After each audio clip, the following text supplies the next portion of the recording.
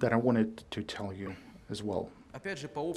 Now, from the experience of working in our company, what are the key factors of success? I don't want to give a lot of advices to the authorities of our country, but I think the governance and the control of a large company is somehow similar to the one that you do whenever you're controlling the industry. You need to have a team, you need to have a strategy, and you need to have an execution of the strategy or the decisions that were made. Now, what do we have with the team? This is the problem, because we had 5 heads of the Ministry of Energy rotated over a year. We don't have a team, we don't have a single leader, responsibility, the readiness to take responsibility, the readiness to establish a consistent team, not a team for 3 months or 6 months. 60 regulatory acts were adopted by the NERC, changing the market rules.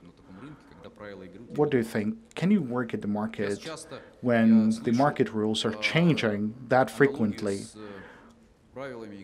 I sometimes hear that it's like playing football when the rules of the game are keep changing every time. There are rules how to play football introduced by the UEFA, and so the regulator has to make sure that everybody would play by the rules. So let's make sure that we have the UEFA rules of the game and not the Ukrainian rules of the game, which are changing every 2 or 3 months. And the regulator should identify its own role, the role of an agency that controls the overall situation and not tries to regulate the prices. And then there is 3 industry management centers. We have a Ministry of Energy that is unfortunately having troubles this year. We have a regulator, and I think this regulator has to learn how to work in a European manner. And then we have a parliamentary committee, yet another management center who thinks that they can interfere within the market. And the situation we receive, I'm sure everybody remembers that old Russian story. Talking about this strategy, we have authored the strategy for the development of DTEK company, and our peculiarity lies in the fact that we're talking about strategic plans, and we're trying to gradually fulfill those plans. And the success of our company lies in the consistency of our efforts. Here's the story with Ukraine. Another team, another set of documents of a strategic level. Well, it looks systematically, but you're afraid of even looking at that. We need a strategy. You can write a strategy real fast, but what is important is to have that strategy in a consistent way, so that this strategy would not be changed with every single minister or every single decision of the Verkhovna Rada, so that there would be a personal responsibility for the implementation of that strategy on the part of the ministry, and not the situation as we have it right now, when every new leader arrives and it brings a new rules, resulting in a chaos for the market players, because they fail to understand the trends for the development of the country. The declared goals of the state should confirm with their actual movements. On one hand, they support the renewables. On the other hand, what we have right now, it's absolutely unspoken. We've learned and managed to approve the memorandum. The market players agreed to retrospective prices for green electricity just 3 months after that, and we violate the market rules as well. And let me agree that 40% of the debt as of April would be repaid by the end of the year. There were even a mechanism for repaying the debts through the financing of the state banks. Now, in the final moment, a decision was made not to allocate this money on the fulfillment of this memorandum. And once again, we should remember about the outage rates and many other things. Green generation, green electricity is our future. And we depend on the construction of additional facilities for green electricity. We should use the potential of Ukraine. And sending this sort of signals to the investors is really a bad policy on the part of the state. We're talking about the liberalization of the market, while at the same time we still have price caps in the market. We're talking about the energy independence and the stable system, while at the same time we have an import of electricity. Well, we do have sufficient energy production capacities on our own. Another illustrative example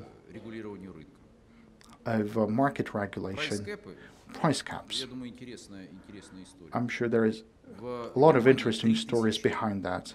In Germany, it's 3,000 euro per megawatt hour. Price cap for Ukraine is around 50 euro per megawatt hour. So in our case, the price caps are used to regulate the price. In the Western markets, they play a different role.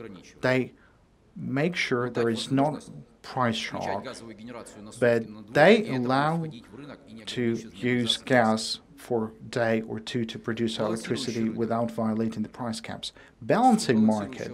The essence of the balancing market is if you plan properly the amount of electricity, you buy that like 3 hours ahead of time or 6 hours ahead of time, and of course you pay more. In our case, the situation is different. The intraday market price is lower than a day ahead market price for the electricity. This is the true example of the situation that we have with the regulation of these markets. Now let's recall once again the rules of football. They are established by the Europe, and we have to obey them as well. Liberalization of the tariffs. That is a very complicated topic. It's a political topic. And this is the topic that we have to take openly and tell the society openly. I sometimes hear that we have the largest prices of electricity for the industry producers. Here's the official statistics. The retail tariff for the consumers in 2020, it's 2 times less than an average price in Europe, and it's the price that's similar to our neighbors. Now, the rate for the households is the lowest in Europe, even lower than the neighboring countries, 4.5 lower if compared to the average price in Europe. And that adds to the situation that we have in the market today. There is a price for the product, and if we want to have a price that is an equivalent to the product, then we'll have a crisis. The state has to control the social factor. It has to support the population who is unable to pay the full price. So let's everyone do their own business, so that the state would fulfill their own responsibility, that is to support the population unable to pay the market price, while the producers of the electricity, they will produce the electricity. And now this social responsibility was shifted to the producers of electricity, because the price that is being paid, that is the social price for the kilowatt hour. And in conclusion, I would like to reiterate our key statement. 2023 is the year that we have to start a new life, a life by the European rules, with no populism, with no political statements, with the responsibility being taken by the regulators and by the market players. What do you need for that? You need a professional team, you need a financial balance, and I also mentioned that in the beginning of the year you have to introduce a proper balance. How many money do you have in the system? And the money is the tariff to the population, the tariff to the industry, and then the other sources of money. So we have three sources of money. Now we have to properly reallocate the money between the market players, between the network companies, the Ukrenergo, the NPPs, the renewables. This is the financial balance. This is the responsibility of the regulator. They have to make this balance and pay the internal debts. We won't have any synchronization if we have the debts like that in the system. Without solving the problem with those debts of numerous billions of Ukrainian hryvnia, then we have to move away from the manual regulation of the market or liberalization of the tariffs. These are the obligatory conditions that would allow us to synchronize the markets. I believe that Ukrenergo does a great job in terms of complying with the specifications. It is the ministry's responsibility and the regulator's responsibility to undertake the steps necessary for the synchronization of the markets. Thank you for your attention.